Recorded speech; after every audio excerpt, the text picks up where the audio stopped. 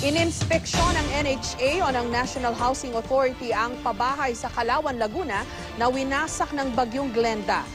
Giit naman ng Habitat for Humanity, ang non-government organization o NGO na gumawa ng mga bahay na aayon daw sa National Building Code ang housing project. Live mula sa Calauan sa Laguna, may report si Marisol Abduraman. Marisol? Ma'am Jess, pero bago nga nangyaring inspeksyon na yan ng mga taga-NHA dito mismo sa ating kinatatayuan sa Southville 7, ang housing project ng NHA dito sa Calauan, Laguna, ay nagkaroon muna sila ng coordinating meeting kanina between itong mga taga-NHA at itong mga taga-Habitat for Humanity para pag-usapan nila kung ano ang mga hakbang na dapat nilang gawin matapos nga ang insidente. Nasa loob ng kanilang unit sa Site 1 ng Southville 7, ang pabahay ng National Housing Authority ang magpinsang sina Annabel at Kimberly nung kasagsagan ng bagyong Glenda. Nakapangingilabot daw ang tunog ng hangin na umuugong hanggang sa nilipad ng kanilang bubong at tuluyan itong nawasak. Nung bumukas po talaga yung pinto inampas ng hangin, hindi po kami makalabas, gawa po mayero po sa harapan.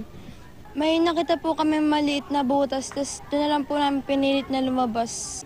Ilan lamang ito sa mga bahay dito sa Site 1 na nagsisilbing relocation site ng mga inilikas mula sa Paco, Maynila dahil nakatira sa danger zone. Pero matapos daanan ng bagyong Glenda, ganito ng itsura ng lugar. Nawasak ang hilihilerang mga bahay. Para itong mga domino na nagtumbahan, si Alfredo Pineda na 7 buwan pa lang nakatira sa lugar, hindi sukat akalain na dito na miligro ang kanilang buhay. Dahil nga sa pagkakagawa ng construction na hindi maayos. 43 na bahay ang nawasak dito sa Site 1, siyam sa Site 2. Ang mga bahay, proyekto ng Habitat for Humanity Philippines, isang non-government organization o NGO na tumutulong sa mga proyektong pabahay. 2012 pa raw na itayo ang mga unit dito na gawa sa light steel frame pero nitong taon lang natirahan.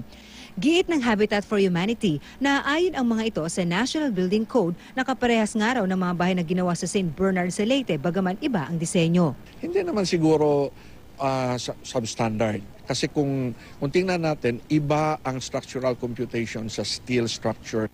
Ang nakita namin, yung dalawang wall, merong connection sa roof. Nung nilipad yung buong roof, naging unstable yung wall. Kasi ang ginamit sa steel frame, merong portions doon na fiber cement boards ang wall, hindi konkreto yung wall. Sa Site 3 naman ng Southville, kanya-kanya ring diskarte ang mga binagyo kung paano maisasalba ang mga nawasak na bahay. Wala na rin lang kami babalikan sa Maynila kasi wala na nga kaming bahay ron . Nagpunta sa lugar kanina ang mga taga-NHA. Ipinag-utos kasi ni Vice President at Housing and Urban Development Coordinating Council Chairman Jeje Marbinay na paimbestigahan ang insidente. I-knockdown po lahat and then reconstruct. Sabi nga kanina ni Yusek Celia, build better.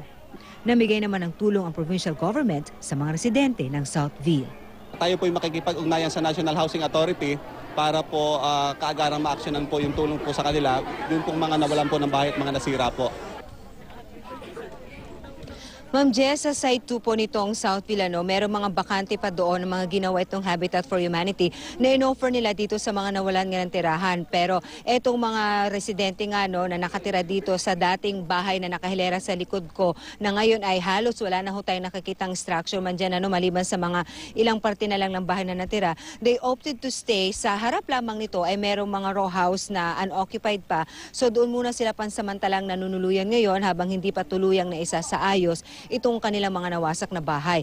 Ayon naman sa Habitat for Humanity, gaya na lamang ng sinabi rin ng NHA, total reconstruction daw ang kanilang gagawin. But this time around, mas matibay na raw ang kanilang gagawing mga unit. Ma'am Jess? Mabuti naman pagka ganon. Maraming salamat sa iyo, Marisol Abduraman.